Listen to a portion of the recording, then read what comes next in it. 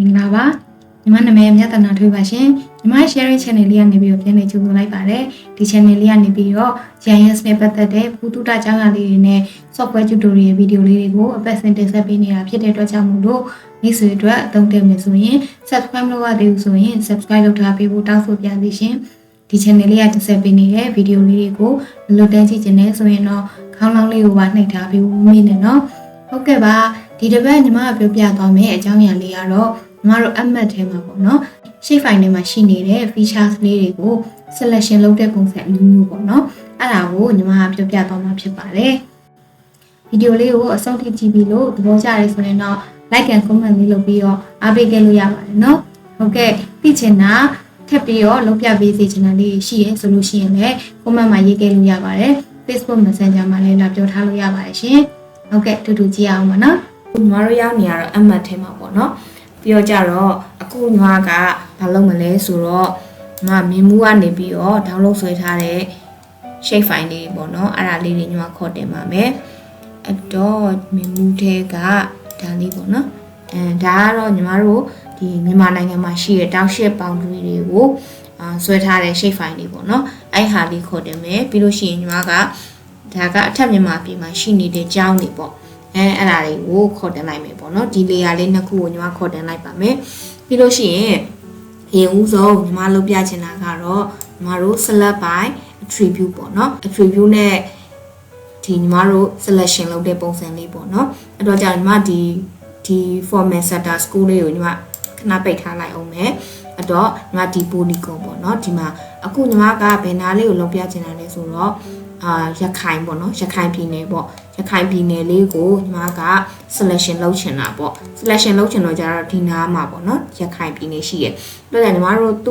သူ့ရဲ့ပေါ့နော် attribute တွေပဲ right click open attribute တွေပဲလေးဖွင့်ပြီးတော့သူ့ရဲ့ attribute တွေပဲလေးကိုညီမတို့ကြည့်လိုက်မယ်ပေါ့နော်ဒီမှာဆို state state မှာဆိုရင်ရခိုင် ARWD ရှိရပေါ့နော်အဲဒီမှာဆိုရင်လည်းဒါဆိုလည်း district ပေါ့နော်ခရိုင်နေရှိတဲ့ township တွေရှိရအဲ့တော့ကြတော့ညီမကအခုကရခိုင်ပြည်နယ်ရွေးတည်တဲ့လိုချင်တာဆိုတော့ပြည်နယ်နာမည်တွေကိုထည့်ထားတဲ့ attribute တွေပဲခေါင်းစဉ်လေးပေါ့ဒီ ST ဆိုတာလေးကိုညီမမှတ်ထားပါမယ်ပိတ်လိုက်မယ်ပိတ်လိုက်ပြီးလို့ရှိရင်ညီမဘာလုပ်မလဲဆိုတော့ဒီထဲမှာ selection ရှိတယ်အဲ့ထဲမှာ select by attribute ရှိပါတယ်အဲ့ဒါလေးကိုနှိပ်လိုက်မယ်အခုဒီမှာပေါ့ layer မှာပေါ်နေတာက format setter school ဆိုတော့ခုနအပေါ်က layer ပေါ်နေတာအဲ့တော့အဲ့ဒါမလို့ချင်ဘူးဒီများလေးကိုနှိပ်မယ်ဒီအောက်ကညီမတို့ polygon layer လေးကိုညီမတို့ပြန်ပြီးတော့ select ပြောင်းမှတ်လိုက်မယ်ပြီးလို့ရှိရင်ညီမတို့ကဒီထဲမှာကြတော့ဘာလဲဆိုတော့ညီမတို့ခုနကတော့မှတ်ထားတဲ့ ST ဆိုတဲ့ field လေးရှိရဲ့အဲ့ field လေးကိုညီမက double click နှိပ်ပါမယ် double click နှိပ်မယ်ပြီးလို့ရှိရင် equal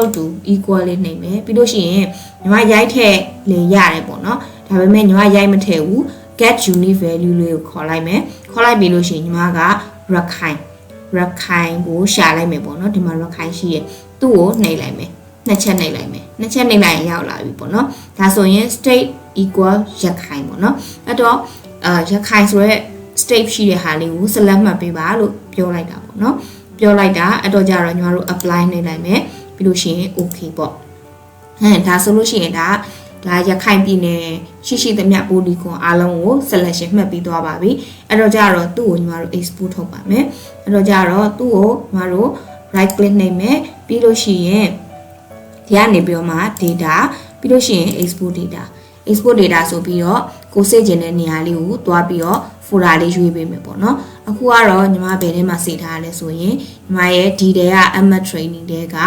shape file ထဲမှာညီမစိတ်ထားမယ်ပေါ့နော်အဲ့တော့ကြတော့ဒီမှာ ရခိုင်တော့ဒီမှာရခိုင်ဆိုပေမဲ့ဒီမှာညီမအရင်ပေါ့နော်အရင်ညီမစိတ်ထားတဲ့ရခိုင်ဆိုတာရှိနေတယ်ဆိုတော့ဒါဆိုရင်ညီမမစိတ်တော့ဘူးမစိတ်ပဲနဲ့ညီမနောက်တစ်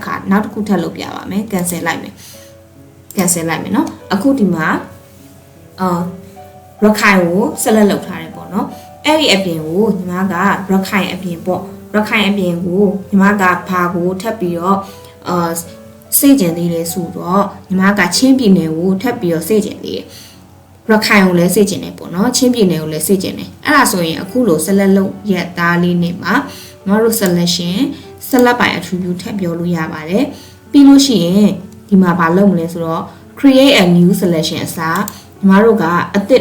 သစ်လုပ်ချင်တာမဟုတ်ဘူးရှိတဲ့ဟာမှာပဲထပ်ပြီးတော့ပေါင်းထည့်ချင်တာဖြစ်တဲ့အတွက် add to current selection ကိုရွေးတယ်ရွေးပြီးတော့မှညီမတို့ကဒီမှာပေါ့နော်ဒီ state မှာဘာကိုပြန်ပြင်မလဲဆိုလို့ရှိရင်ဒါလေးကိုဖြတ်လိုက်မယ်ပေါ့နော်ဒါလေးကိုဖြတ်လိုက်မယ်ပြီးလို့ရှိရင်ညီမget unique value ထဲမှာညီမကဒီမှာပေါ့နော်ချင်းပြည်နယ်လေးကိုညီမနှစ်ချက်နှိပ်လိုက်မယ်နှစ်ချက်နှိပ်ပြီးတော့မှညီမ blind ထက်ခေါ်လိုက်မယ် okay ဒီမှာဒါမှချင်းပြည်နယ်ရောရခိုင်ပြည်နယ်ရောနှစ်ခုလုံးစေသွားပါပြီအဲ့ဟာကိုညီမက export ခါရတန်းထုတ်ပြပါမယ်အဲ့တော့သူ့ပေါ်မှာ right click နှိပ်မယ်ပြီးလို့ရှိရင် data export data ပေါ့နော်အဲ့တော့ကြတော့ခုနကတော့ညီမနေရာလေးကတော့ထုံးစံအတိုင်းပဲဒီထဲက training နဲ့က ArcMap training နဲ့ shape file တွေပဲညီမစိတ်မယ်ဆိုတော့ထပ်ပြီးတော့မရွေးတော့ဘူးပေါ့နော်ဒီမှာပဲနာမည်လေးပြင်လိုက်မယ်အဲ့တော့ array khin ရခိုင်နဲ့ဘာနဲ့လဲဆိုရင်ချင်းနဲ့ပေါ့နော်ရခိုင်နဲ့ချင်းနဲ့ဆိုပြီးတော့ညီမက okay လို့နှိပ်လိုက်မယ် do you want to add အဲ့တော့ export data ကိုဒီမှာ layer အနေနဲ့ပြချင်တယ် yes ဒါဆိုရင်ရခိုင်နဲ့ချင်းနဲ့ပေါ့နော်နှစ်ခုရလာပြီဟုတ်ပြီနှစ်ခုရလာပြီဒါဆိုရင်ညီမတို့ clear selection လုပ်လိုက်တော့မယ်ဟုတ်ပြီပေါ့နော်ဒါဆိုရင်ဒီ shape file ညတက်ဒီရခိုင်နဲ့ချင်းနဲ့ကိုတက် export ထုတ်ထားတာတခုတက်เนาะဟုတ်ပြီအဲ့ဒါဆိုလို့ရှိရင်ညီမတို့နောက်ထပ် selection method လေးတစ်ခုသွားကြမယ်အဲ့တော့ညီမကဒီကောင်လေးကိုဖွင့်လိုက်မယ်ပေါ့နော်ဒီကောင်လေးကိုဖွင့်လိုက်မယ်ပြီးလို့ရှိရင်ညီမဒီဟွာကြီးကိုပိတ်လိုက်တော့မယ်ဒီမြန်မာတိုင်းနိုင်ငံလုံးရင် polygon ပတ်ထားတာကိုညီမပိတ်လိုက်တော့မယ်တော့ဒီနှစ်ခုရှိမယ်ပေါ့နော်ဒီနှစ်ခုရှိမယ်ဟုတ်ပြီအဲ့တော့အခုညီမကဘာလုပ်ချင်တာလဲဆိုတော့ဒီရခိုင်နဲ့ချင်းပြည်နယ်မှာရှိနေတဲ့ကျောင်းတွေကိုပဲညီမတီးတန်း selection မှတ်ချင်တာပေါ့နော်အဲ့ဒါကြတော့ဘာနဲ့သွားမှတ်လဲဆိုတော့နားလေးဒီရခိုင်နဲ့ချင်းမှာရှိနေတဲ့ပေါ့နော်ကျောင်းတွေရေးပဲတီးတန်း selection မှတ်ပြီးတော့မှညီမ export ထုတ်ချင်တာပါအဲ့တော့ကြတော့ညီမကဘယ်လိုလုပ်မလဲဆိုတော့ selection ကိုရွေးပါတယ်ပြီးရင် select by location အဲ့ထဲမှာသူကဘယ်ကရွေးမှာလဲဆိုတော့ဒီ school location လေးတွေကိုရွေးမှာမို့လို့သူ့ကိုအမှန်ချစ်ပေးတယ်ပြီးလို့ရှိရင်ဒီမှာ source layer ကြတော့ရခိုင်နဲ့ချင်းနဲ့ polygon ပေါ့နော်အဲ့ polygon နဲ့ intercept ဖြစ်မဲ့ဟာကိုရွေးမှာမို့လို့ဒီရခိုင်နဲ့ချင်းကိုရွေးပါတယ်ပြီးလို့ရှိရင်ဒီမှာspatial method ကကြတော့ intercept the source layer feature ပေါ့နော် intercept ဖြစ်တဲ့ဟာတွေကိုရွေးသွားမှာဒီရခိုင်နဲ့ချင်း polygon ထဲမှာ intercept ဖြစ်နေတဲ့အကြောင်းလေးတွေကိုပဲသူက selection လုပ်သွားမှာတကယ်လို့ဒီမှာ search distance ဆိုလို့ရှိရင်တော့ဒီ layer ရဲ့ဒီ source layer ရဲ့ဘေးပတ်လဲ search distance ပေါ့နော်ဘေးပတ်လဲမှာရှိနေတဲ့ဒီ2 decimal degree ဒီမှာဒါလေးကိုအမှန်ချစ်မယ်ဆိုရင်2 decimal degree ထဲမှာရှိတဲ့ကောင်လေးကိုလည်းရွေးမှာပေါ့သူကတော့လုံးဝ intercept လုံးလျားအတွင်းထဲမှာရှိနေတဲ့ဟာတွေကိုပဲယူမှာဆိုတော့ဒီတိုင်းပဲထားမယ် search distance လည်းမပေးတော့ဘူး apply okay လို့ပြောလိုက်မယ်ဒါဆိုလို့ရှိရင်ဒီထဲမှာလုံးလျားရှိနေတဲ့ဟာတွေကို select မှတ်သွားပြီပေါ့နော်select မှတ်သွားပြီဆိုတော့မှညီမတို့ကသူ့ကို right click နှိပ်ပြီးတော့ညီမတို့က data export ထုတ်ပါမယ်